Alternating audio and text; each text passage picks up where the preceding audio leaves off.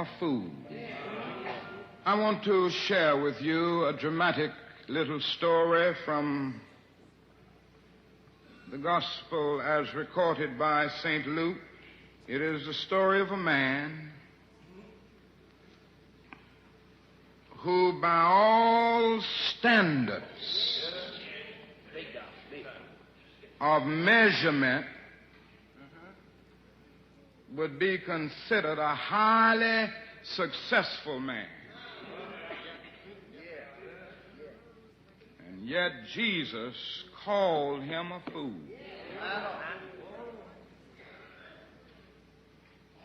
If you will read that parable, you will discover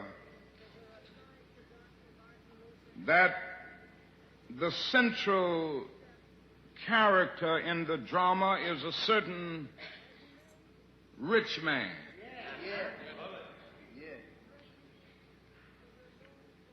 This man was so rich that his farm yielded tremendous crops. In fact, the crops were so great that he didn't know what to do.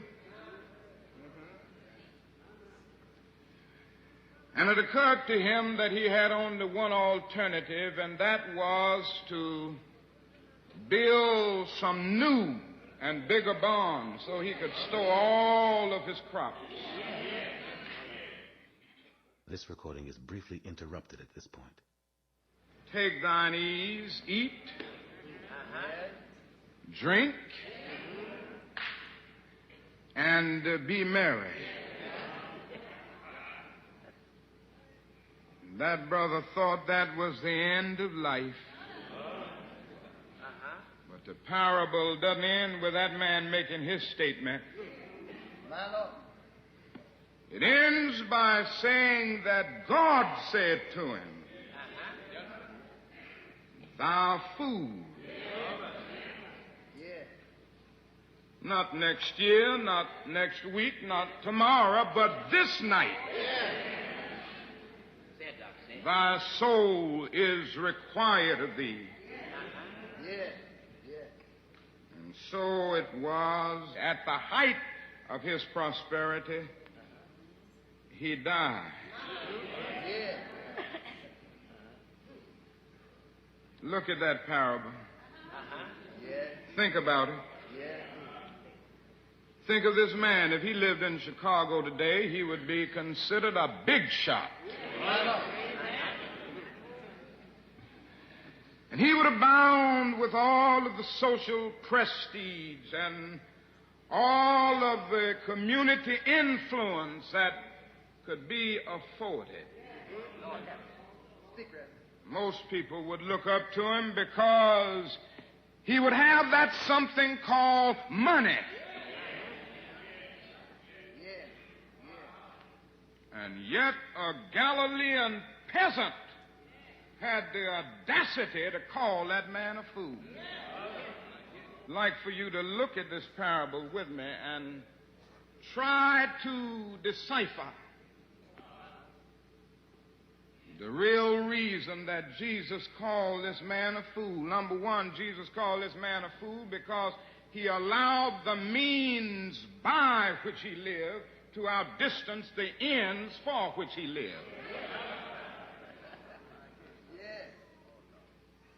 You see, each of us lives in two realms. The within and the without. Now, the within of our lives is that realm of spiritual ends expressed in art, literature, religion, and morality. The without of our lives is that complex of devices, of mechanisms and instrumentalities by means of which we live.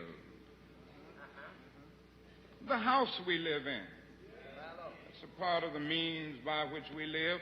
The car we drive, the clothes we wear, the money that we are able to accumulate. In short, the physical stuff that's necessary for us to exist. Now, the problem is that we must always keep a line of demarcation between the two. This man was a fool because he didn't do that. He didn't make contributions to civil rights. He looked at suffering humanity and wasn't concerned about it. He probably gave his wife mink coats and convertible automobiles, but he didn't give her what she needed most, love and affection.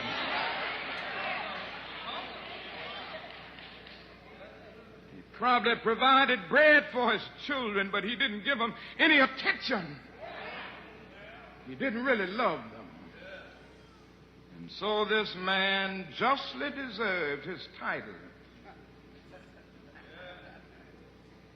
He was an eternal fool. He allowed the means by which he lived to outdistance the ends for which he lived.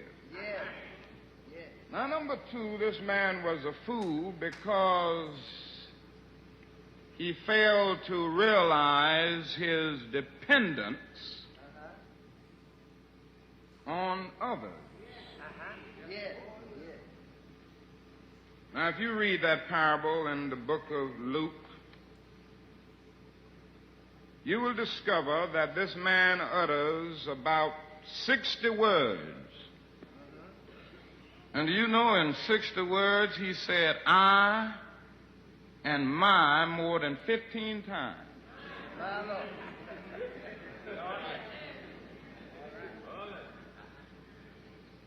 This man was a fool because he said I and my so much until he lost the capacity to say we and our. This man talked like he could build the barns by himself, like he could till the soil by himself. He failed to realize that wealth is always a result of the commonwealth. No, my friends, I don't want you to forget it. No matter where you are today, somebody helped you to get there. In a larger sense, we've got to see this in our world today. Our white brothers must see this. They haven't seen it up to now. The great problem facing our nation today in the area of race is that it is the black man who to a large extent produced the wealth of this nation. And the nation doesn't have sense enough to share its wealth and its power with the very people who made it so. I know what I'm talking about this morning. The black man made America wealthy. That's why I tell you right now, I'm not going anywhere. They can talk, these groups, some people talking about a separate state. Go back to Africa. I love Africa. It's our ancestral home. I don't know about you. My grandfather and my great-grandfather did too much to build this nation for me to be talking about getting away from it.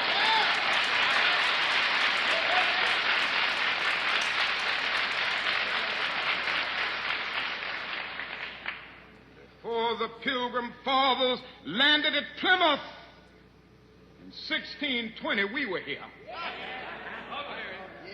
Before Jefferson etched across the pages of history the majestic words of the Declaration of Independence, we were here. before the beautiful words of the Star-Spangled Banner were written, we were here.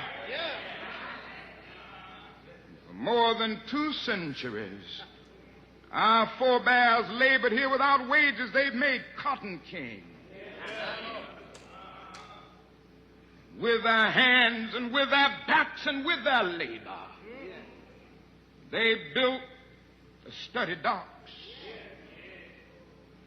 the stout factories, the impressive mansions of the South. And now this nation is telling us that we can't build.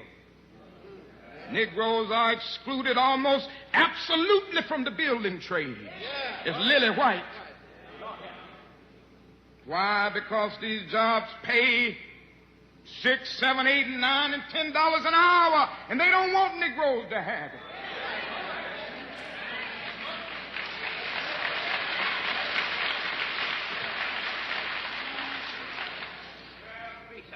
And I fear that if some doesn't happen soon and something massive, the same indictment will come to America by food. That man said he didn't know what to do with his goods. He had so many. Oh, I wish I could have advised him. A lot of places to go, and there were a lot of things that could be done. There were hungry stomachs that needed to be filled. There were empty pockets that needed access to money. And America today, my friends, is also rich in goods. We have our bonds, and every day our rich nation is building new and larger and greater bonds. You know, we spend millions of dollars a day to store surplus food. But I want to say to America, I know where you can store that food free of charge. In the wrinkled stomachs of the millions of God's children in Asia and Africa and South America and in our own nation who go to bed hungry at night.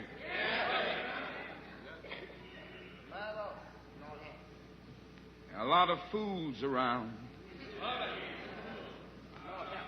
because they fail to realize their dependence on others.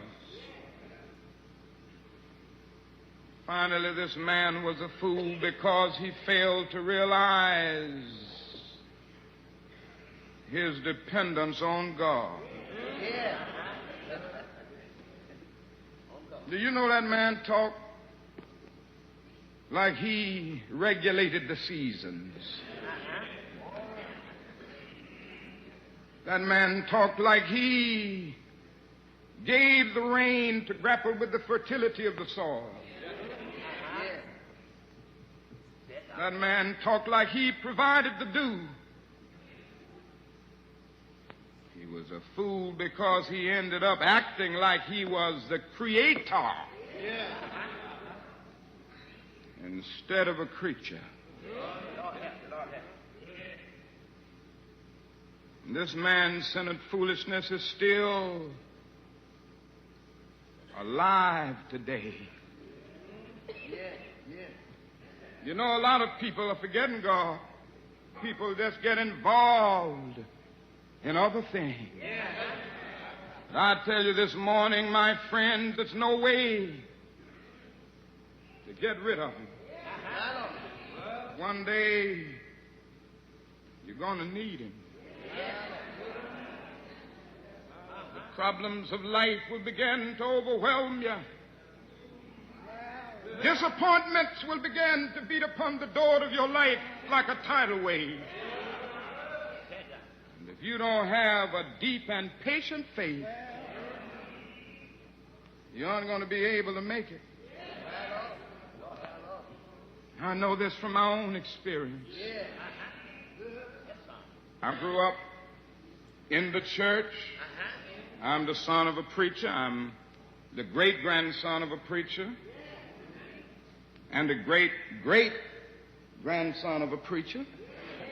My father is a preacher. My grandfather was a preacher. My great-grandfather was a preacher. My only brother is a preacher. My daddy's brother is a preacher, so I didn't have much choice, I guess.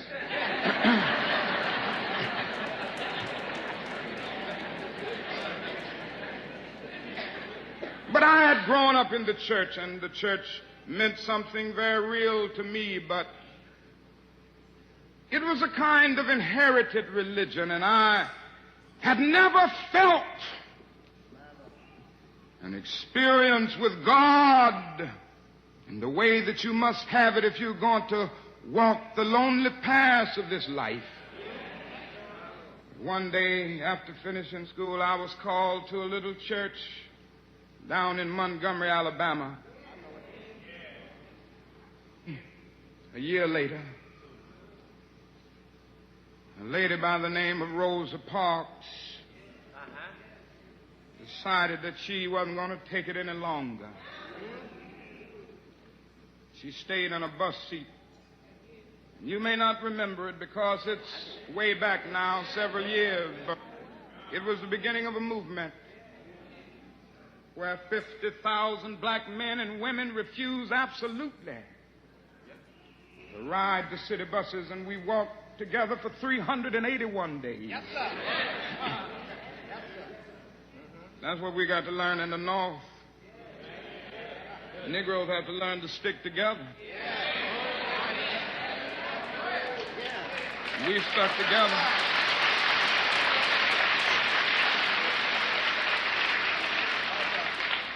We sent out the call. No Negro rode the buses. It was one of the most amazing things I've ever seen in my life. The people of Montgomery asked me to serve as the spokesman. And as the president of the new organization, the Montgomery Improvement Association, that came into being to lead the boycott, I couldn't say no. And then we started our struggle together. Things were going well for the first few days, but then about 10 or 15 days later, after the white people in Montgomery knew that we meant business, they started doing some nasty things.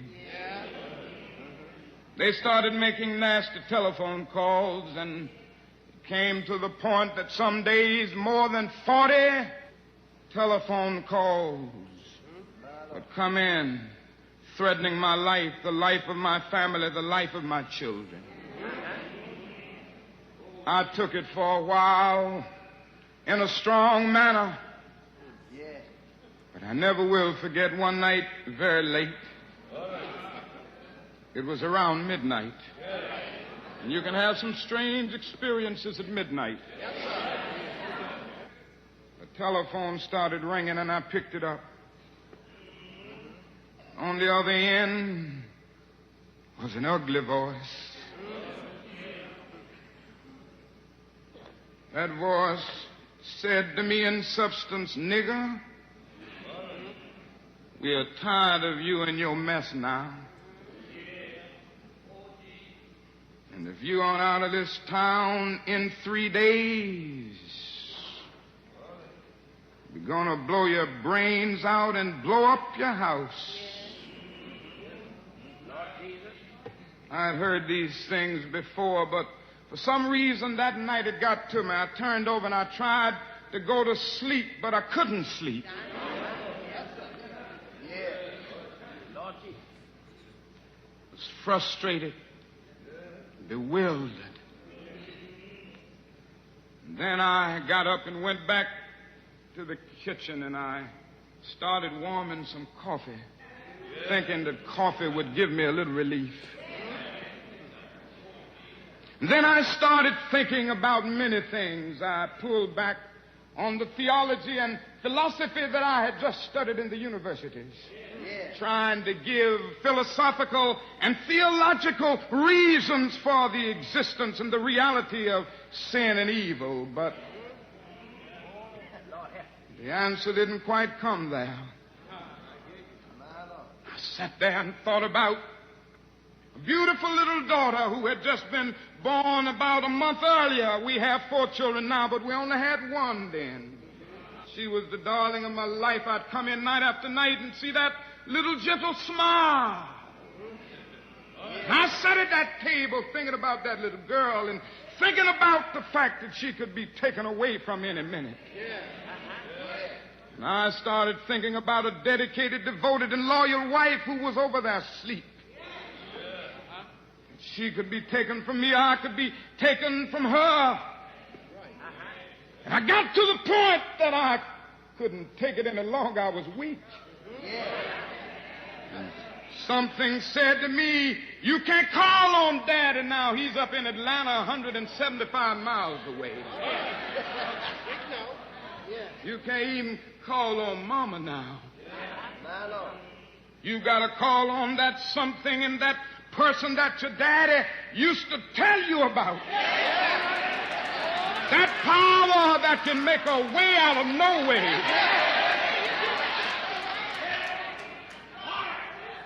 I discovered then that religion had to become real to me, and I had to know God for myself. And I bowed down over that cup of coffee. I never will forget it. Oh, yes, I prayed a prayer, and I prayed out loud that night. I said, Lord, I'm down here trying to do what's right. I think I'm right. I think the cause that we represent is right. But, Lord, I must confess that I'm weak now. I'm faltering. I'm losing my courage. And I can't let the people see me like this, because if they see me weak and losing my courage, they will begin to get weak. It seemed at that moment that I could hear an inner voice saying to me, Martin Luther, stand up for righteousness. Stand up for justice. Stand up for truth. And lo, I will be with you even until the end of the world. I tell you, I've seen the lightning flash. I've heard the thunder roll. I've felt sin breakers dashing, trying to conquer my soul. But I heard the voice of Jesus saying, still to fight on. He promised never to leave me, never to leave me alone. No, never alone. No, never alone. He promised never to leave me. Never to leave me alone. I'm going on in believing in him. You better know him and know his name. And know how to call his name. Don't be a fool. Recognize your dependence on God. Centuries ago, Jeremiah raised the question, is there no balm in Gilead? Is there no physician there? He raised it because he saw the good people suffering so often and the evil people prospering. Centuries later, our slave foreparents came along. They too saw the injustices of life and had nothing to look forward to morning after morning but the rawhide whip of the overseer, long rows of cotton and the sizzling heat. But they did an amazing thing. They looked back across the centuries and they took Jeremiah's question mark and straightened it into an exclamation point. They could sing, there is a balm in Gilead to make the wounded whole. There is a balm in Gilead to heal the sin-sick soul. And there's another stanza that I like so well. Sometimes I feel discouraged. And I don't mind telling you this morning that sometimes I feel discouraged. I felt discouraged in Chicago. As I moved through Mississippi and Georgia and Alabama, I feel discouraged. Living every day under the threat of death, I feel discouraged sometimes. Living every day under extensive criticisms, even from Negroes, I feel discouraged sometimes.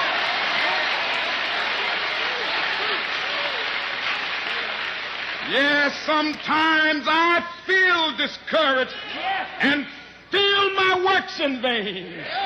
But then the Holy Spirit revives my soul again. There is a balm in Gilead to make the wounded whole. There is a balm in Gilead to heal the sin-sick soul.